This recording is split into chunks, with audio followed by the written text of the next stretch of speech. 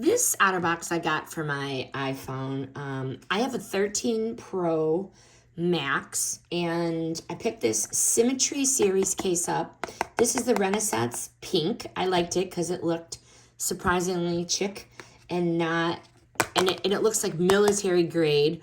I don't want the back of my phone to split if I drop it. So this drop protection, once the phone is in here, does really feel legit.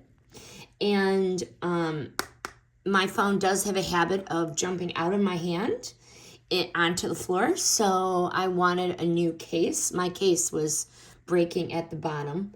This one has the wireless charging capability, so you can put it on the charger and it will still wirelessly charge. And I do that at night, which it still works. And I like that it has the raised edges here in the back and on the sides for the extra protection for the camera. They have the raised edges here for the camera, and then the screen.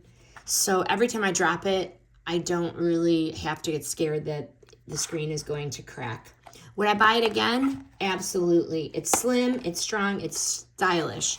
So for me, that's like the perfect trifecta.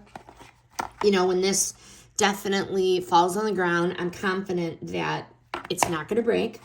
And I like that it is still thin, so I don't feel like I'm hauling around a brick.